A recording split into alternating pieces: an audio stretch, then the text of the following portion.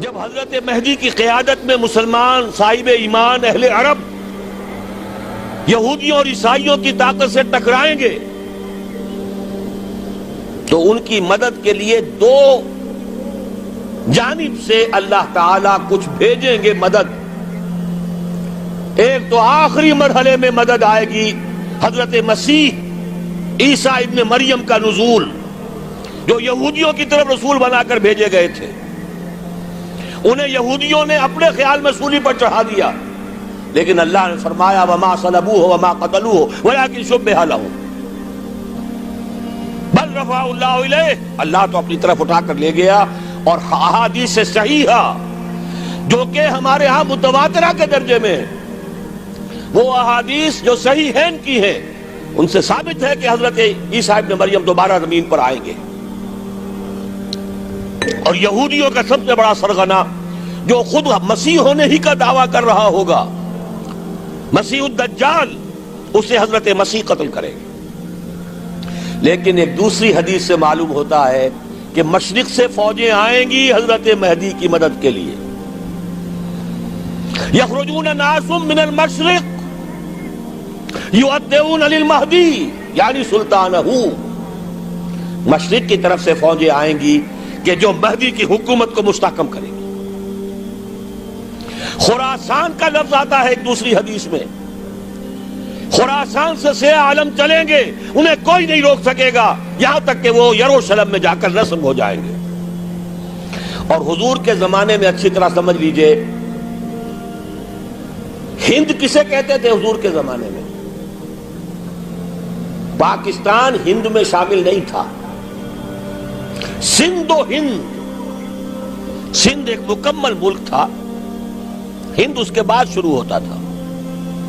یہ راجپوتانے کا اور تھر کا ڈیزرٹ جو ہے، اس سے آگے جو ہندوستان ہے وہ ہند تھا. یہ جو ہمارا پاکستان ہے یہ ہمیشہ ہند میں شامل نہیں رہا. حضور کے زمانے میں بالخصوص سندھ و ہند، دریائے سندھ چلا آ رہا ہے. یہ ساری ٹریبیوٹریز جو پنجاب کے اندر اس کی ہیں، یہ سب ایک علیحدہ ملک ہے جو اس زمانے میں سندھ کہلاتا تھا. اور نمبر 2 یاد کیجئے، اس زمانے میں خراسان ایک علاقہ تھا جس میں موجودہ افغانستان کا 2/3، تھوڑا سا حصہ ایران کا، اور جہاں تک میں تحقیق کر سکا ہوں آج تک پاکستان کا بھی علاقہ، خاص طور پر مالاکنڈ ڈویژن جو اس خراسان میں شامل ہے. خراسان سے سیاہ عالم چلیں گے جو جا کر یروشلم میں نصب ہوں گے. یہاں بھی ایک نقطہ نوٹ کر لیجئے، پہلے بھی یروشلم ہم سے چھینا تھا. کس نے چھینا تھا؟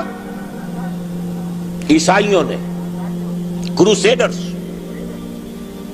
واپس کون لیا؟ کس نے لیا؟ عربوں میں دم نہیں تھا، عرب عیاشیوں کی وجہ سے کھوکھلے ہو چکے تھے. واپس لینے والا صلاح الدین ایوبی، کرد خون. اب دوبارہ یروشلم لیا جا چکا. چھینا کن سے گیا؟ عربوں سے. عرب واپس لے سکتے ہیں؟ کوئی اندیشہ اگر ہو سکتا تھا عراق کے بارے میں کہ شاید اس کے ایٹمک دانت نکل آئے، جو سازش کی گئی، جس طرح اس احمق اور پاگل صدام حسین کو دام میں پھنسایا گیا. صدام 100 جال، دام کہتے ہیں جال کو، 100 اس میں جو پھنسا ہے تو اگلا پچھلا کھایا پیا سب اگلوا لیا. اور ہے ہی کون؟ اس کے پاس ایٹمک ہتھیاروں کا ذخیرہ موجود ہے، اور کسی کے وہ ایٹمک دانت بھی نکلنے نہیں دے رہے.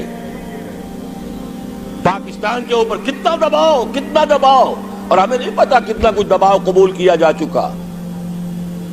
یہ تو سبھی مانتے ہیں. کیپ کر دیا گیا، روک دیا گیا، آگے تو نہیں بڑھ رہا، یہ تو سبھی مانتے ہیں. رول بیک بھی ہو گیا یا نہیں کچھ پتہ نہیں.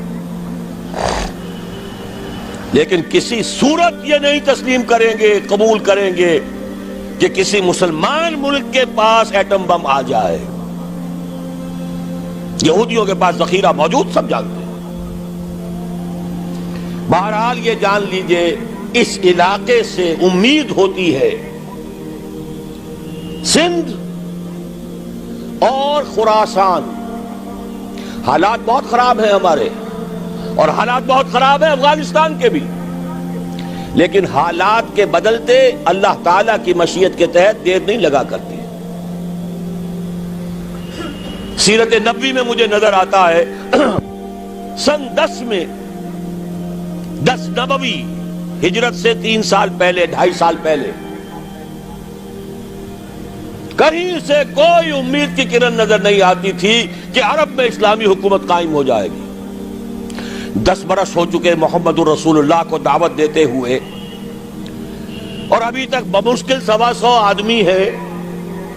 اپنے بل پر اپنے طاقت پر مکے میں رہ بھی نہیں سکتے. کیسے ہو جائے گا؟ کہاں سے ہو جائے گا؟ میں آج پوچھتا ہوں، کوئی سر بتائے کہیں سے کوئی امید کی کرن اس وقت نظر آتی ہے؟ اس ماحول میں لے جائیے. اگلے 3 سال میں کیا ہو گیا؟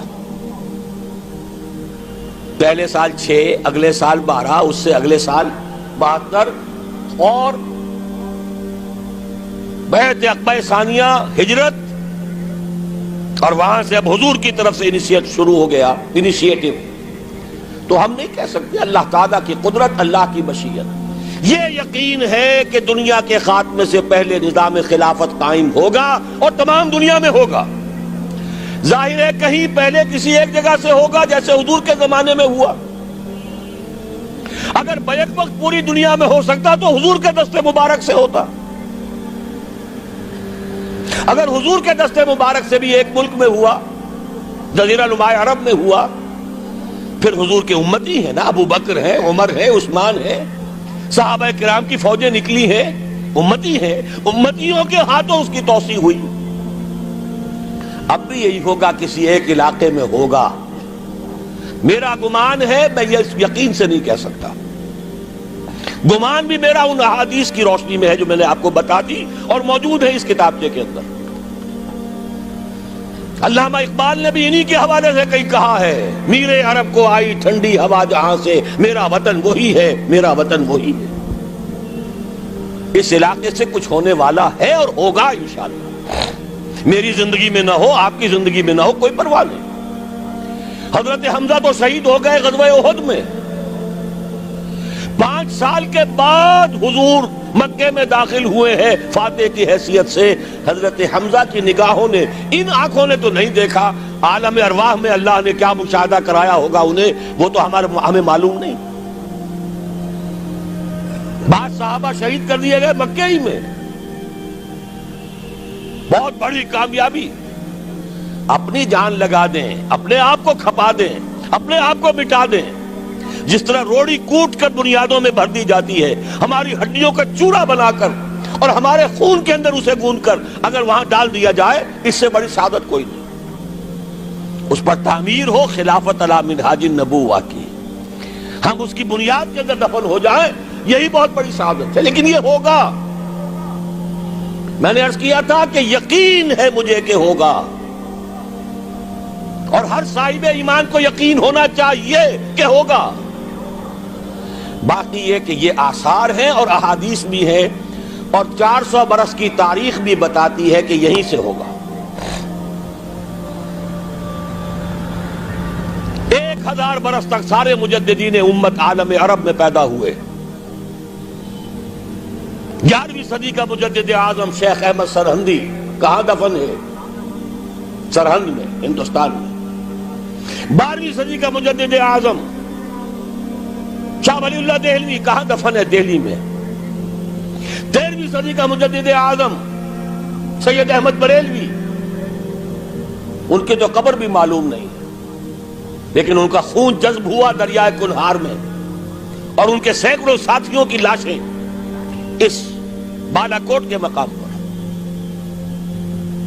14ویں صدی کے مجدد اعظم شیخ الہند، لیکن ان کے ساتھ ساتھ اتنے اعظم رجال علامہ اقبال جیسا مفکر، مولانا مودودی جیسا مصنف، مولانا الیاس جیسا مبلغ کہیں اور ہمیں دکھا دیجئے آپ۔ میں کل کہیں عرض کر رہا تھا، دیکھیے پہلے جو ہے 1000 برس تک ہر خیر ہندوستان میں باہر سے آ رہا تھا۔ معین الدین اجمیری باہر سے آ رہے ہیں، شیخ علی حجویری باہر سے آ رہے ہیں، سندھ میں جتنے اولیاء دفن ہیں سب کے سب باہر سے، ایران سے چلے آ رہے ہیں۔ لیکن جیسے ہی 11ویں صدی شروع ہوئی ریورس ہو گیا آرڈر۔ اب سلسلہ مجددیہ نقشبندیہ اب ہندوستان سے نکل کر پھیل رہا ہے، پورا افغانستان، پورا ترکستان، تمام یہ ترک ریاستیں جو آزاد ہوئی ہیں ابھی USSR کے خاتمے کے بعد، یہاں تک کہ سائپرس، جزیرہ قبرص، پورا ترکی جو اب بھی ہے موجودہ ترکی، سلسلہ مجددیہ نقشبندیہ کہاں سے چلا؟ ہندوستان سے پھیل گیا پورے عالم اسلام۔ مفکر، علماء دین کا اور تمام علوم دینی کا مجدد شاہ ولی اللہ دہلوی، خالص ترین جہاد فی سبیل اللہ دور صحابہ کے بعد جماعت مجاہدین جام شہادت نوش کیا، سینکڑوں ہمارے مجاہدین۔ پھر 14ویں صدی میں اقبال جیسا مفکر، مودودی جیسا، دوبارہ دوہرا رہا ہوں، مصنف، مولانا الیاس جیسا مبلغ مجھے تو کہیں نظر نہیں آتا۔ تمام مسلمان ممالک آزاد ہوئے، کہیں اسلام کا نام نہیں لگا، نہ سرکاروں نے نعرہ لگایا، نہ کہیں کسی اور نے نعرہ لگایا۔ عربوں نے بھی عرب نیشنلزم کا نعرہ لگایا، اسلام کا نعرہ نہیں۔ تحریک پاکستان میں نعرہ لگا، پاکستان کا مطلب کیا؟ لا الہ الا اللہ۔ صبح عرض کر چکا ہوں، تحریک خلافت پوری دنیا میں کہیں نہیں، صرف بر عظیم پاک و ہند میں۔ اور کیسی تحریک خلافت کہ ہندو شریک ہوئے، گاندھی شامل ہوا، پورے ہندوستان کو جس نے گنجا دیا۔ یہ دوسری بات ہے کہ جب خود مصطفیٰ کمال نے ختم کر دیا تو اب کیا کرتے؟ مدعی سست گواہ چست۔ نوٹ کرنے کی بات ہے، کچھ آثار ہیں، 400 سال کی تاریخ ہے، بتا رہی ہے پاکستان کا قیام خود ایک معجزہ۔ یہ ساری چیزیں مشیت ایزدی میں کسی بڑے خیر کا پیش خیمہ ہے۔